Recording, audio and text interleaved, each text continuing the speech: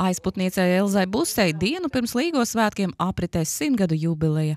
Tiesa gan pēdējos 2,5 mēnešus Sirmā kundze ir guļoša, taču viņa nebūtu nesūdzas par dzīvi. Man iet labi.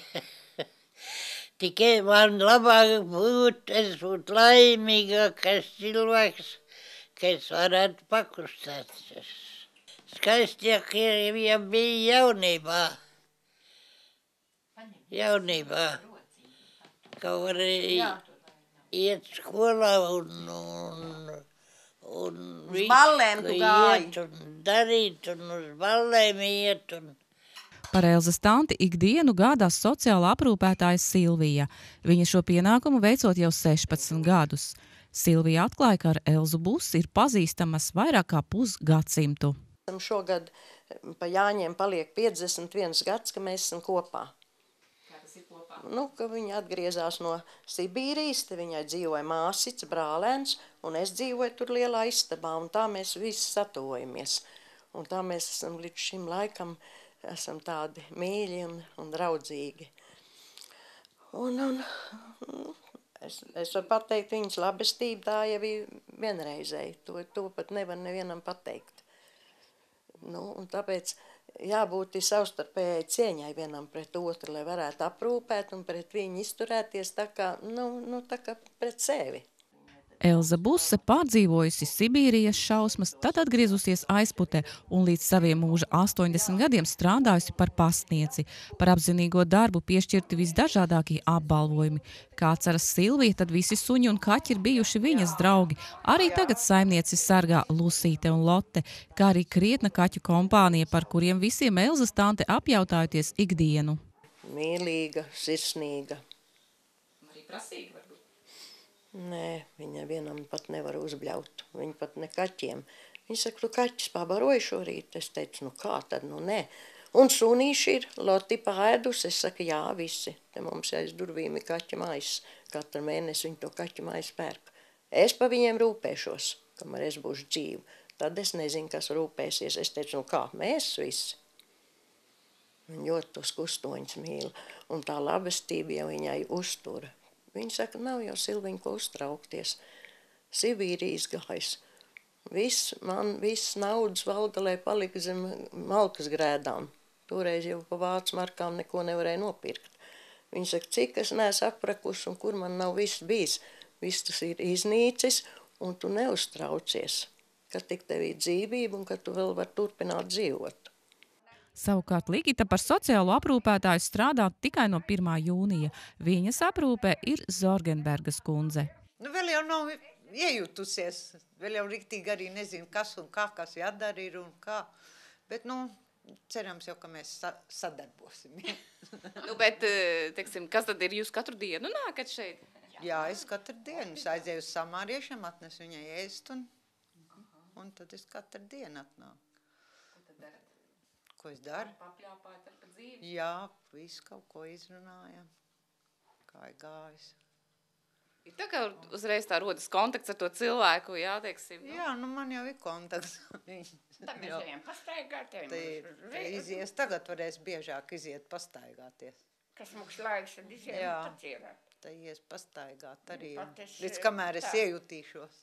Zorgenbergas kundzei šopavasar apritējuši 90 gadi. Pēc pārciestā infarkta jau gadus 10 viņai palīdzot sociālie aprūpētāji. Ko es viņai lieku darīt? Viņa man nes ēst.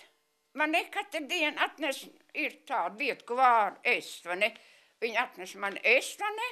Un tad dabīgi, kad es jau brokastis paēdusi mājās, tad es ēdu vēlāk, stāvu uz to galvu, vai ne? Un tad vienreiz nedēļā man izmazgāja istabas, un kad ir laiks, ka jāmazgā trepes, mums tā ir pieņemta šī stāvā pa mēnešiem. Tad ir jāmazgā pa mēnesi viss 2 trepes, vai ne? Tā, un tad tas ir viss jaun, un vēl kur jāaiziet, nopirkt uz veikalu šur un tur uz aptieku un tā, tā viņi staigā. Esat pieņēmis kā savu cilvēku, ja? Kā radinieku gandrīz? Jā, kā jau aprūpētais, jā.